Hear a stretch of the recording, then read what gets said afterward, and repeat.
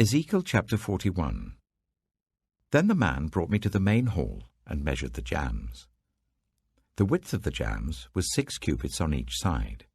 The entrance was 10 cubits wide, and the projecting walls on each side of it were 5 cubits wide. He also measured the main hall. It was 40 cubits long and 20 cubits wide.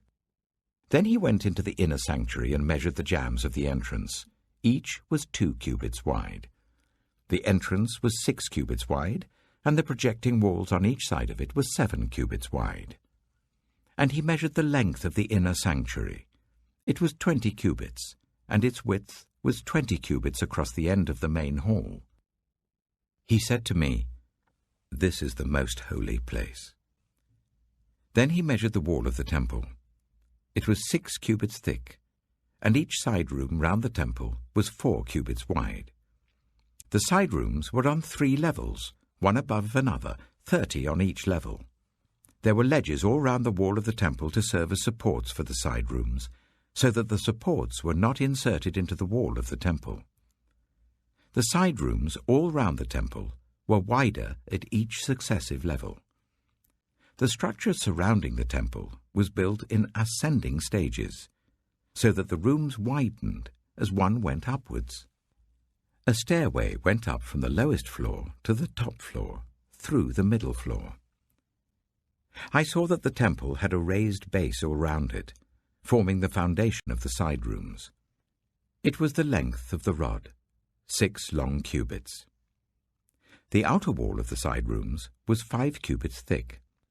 The open area between the side rooms of the temple and the priests' rooms was 20 cubits wide all round the temple. There were entrances to the side rooms from the open area, one on the north and another on the south, and the base adjoining the open area was 5 cubits wide all round. The building facing the temple courtyard on the west side was 70 cubits wide. The wall of the building was 5 cubits thick all round, and its length was 90 cubits. Then he measured the temple.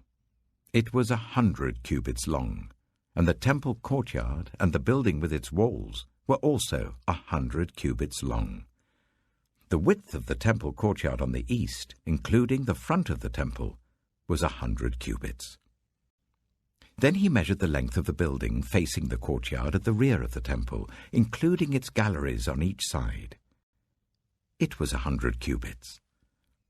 The main hall, the inner sanctuary, and the portico facing the court, as well as the thresholds and the narrow windows and galleries round the 3 of them, everything beyond and including the threshold was covered with wood.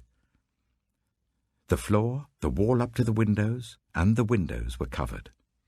In the space above the outside of the entrance to the inner sanctuary, and on the walls at regular intervals all round the inner and outer sanctuary, were carved cherubim and palm trees.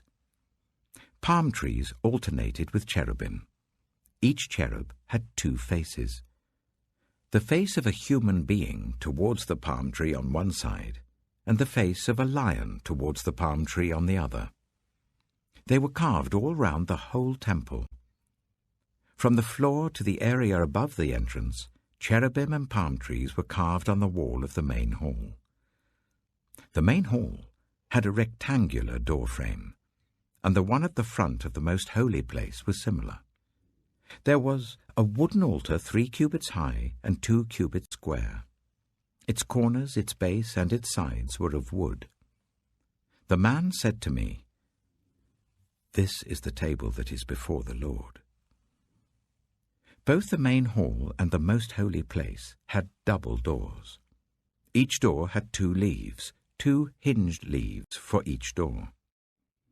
And the doors of the main hall were carved cherubim and palm trees, like those carved on the walls, and there was a wooden overhang on the front of the portico. On the side walls of the portico were narrow windows with palm trees carved on each side. The side rooms of the temple also had overhangs. Ezekiel chapter 42. Then the man led me northward into the outer court, and brought me to the rooms opposite the temple courtyard and opposite the outer wall on the north side. The building, whose door faced north, was 100 cubits long and 50 cubits wide. Both in the section 20 cubits from the inner court and in the section opposite the pavement of the outer court, gallery faced gallery at the 3 levels. In front of the rooms was an inner passageway 10 cubits wide and 100 cubits long. Their doors were on the north. Now the upper rooms were narrower, for the galleries took more space from them than from the rooms on the lower and middle floors of the building. The rooms on the top floor had no pillars, as the courts had, so they were smaller in floor space than those on the lower and middle floors. There was an outer wall parallel to the rooms and the outer court. It extended in front of the rooms for 50 cubits. While the row of rooms on the side next to the outer court was 50 cubits long, the row on the side nearest the sanctuary was 100 cubits long. The lower rooms had an entrance on the east side as one enters them from the outer court. On the south side, along the length of the wall of the outer court, adjoining the temple courtyard and opposite the outer wall, were rooms with a passageway in front of them. These were like the rooms on the north. They had the same length and width, with similar exits and dimensions. Similar to the doorways on the north were the doorways of the rooms on the south.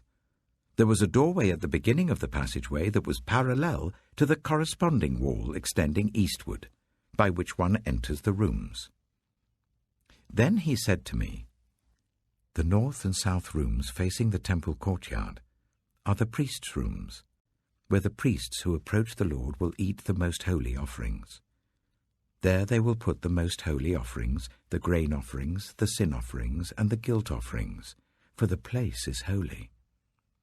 Once the priests enter the holy precincts, they are not to go into the outer court until they leave behind the garments in which they minister, for these are holy. They are to put on other clothes before they go near the places that are for the people." When he had finished measuring what was inside the temple area, he led me out by the east gate and measured the area all round. He measured the east side with the measuring rod. It was 500 cubits. He measured the north side. It was 500 cubits by the measuring rod. He measured the south side. It was 500 cubits by the measuring rod. Then he turned to the west side and measured. It was 500 cubits by the measuring rod. So he measured the area on all 4 sides. It had a wall round it, 500 cubits long and 500 cubits wide, to separate the holy from the common.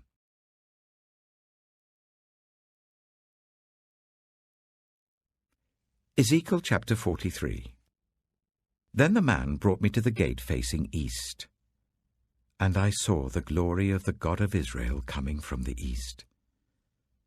His voice was like the roar of rushing waters, and the land was radiant with his glory. The vision I saw was like the vision I had seen when he came to destroy the city, and like the visions I had seen by the river Kibar, and I fell face down.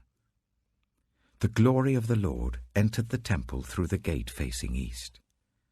Then the Spirit lifted me up and brought me into the inner court, and the glory of the Lord filled the temple.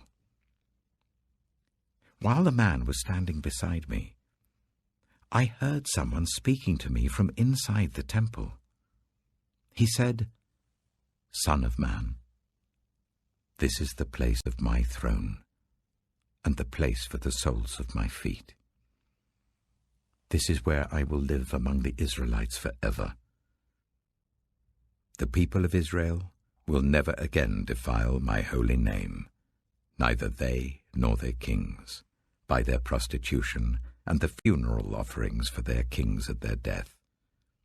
When they place their threshold next to my threshold, and their doorposts beside my doorposts, with only a wall between me and them, they defiled my holy name by their detestable practices, so I destroyed them in my anger. Now let them put away from me their prostitution and the funeral offerings for their kings, and I will live among them forever. Son of man, describe the temple to the people of Israel. that they may be ashamed of their sins.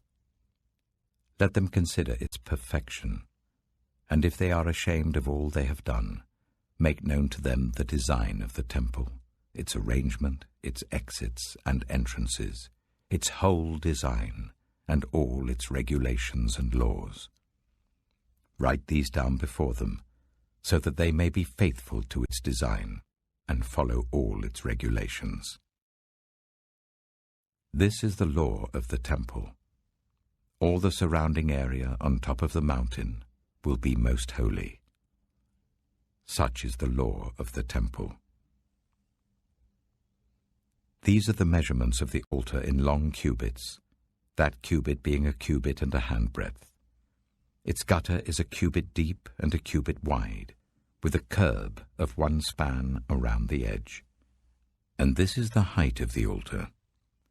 From the gutter on the ground up to the lower ledge that goes round the altar, it is 2 cubits high, and the ledge is a cubit wide. From this lower ledge to the upper ledge that goes round the altar, it is 4 cubits high, and that ledge is also a cubit wide. Above that, the altar hearth is 4 cubits high, and 4 horns project upwards from the hearth. The altar hearth is square, 12 cubits long, and 12 cubits wide. The upper ledge is also a square, 14 cubits long and 14 cubits wide. All round the altar is a gutter of 1 cubit with a curb of half a cubit. The steps of the altar face east. Then he said to me, Son of man, this is what the Sovereign Lord says. These will be the regulations for sacrificing burnt offerings and splashing blood against the altar when it is built. You are to give a young bull as a sin offering to the Levitical priests of the family of Zadok, who come near to minister before me, declares the Sovereign Lord. You are to take some of its blood and put it on the 4 horns of the altar, and on the 4 corners of the upper ledge and all around the rim, and so purify the altar and make atonement for it. You are to take the bull for the sin offering and burn it in the designated part of the temple area outside the sanctuary. On the 2nd day, you are to offer a male goat without defect for a sin offering, and the altar is to be purified as it was purified with the bull. When you have finished purifying it, you are to offer a young bull and a ram from the flock, both without defect. You are to offer them before the Lord, and the priests are to sprinkle salt on them and sacrifice them as a burnt offering to the Lord. For 7 days you are to provide a male goat daily for a sin offering. You are also to provide a young bull and a ram from the flock, both without defect. For 7 days they are to make atonement for the altar and cleanse it. Thus they will dedicate it. At the end of these days, from the 8th day on, the priests are to present your burnt offerings and fellowship offerings on the altar. Then I will accept you, declares the Sovereign Lord.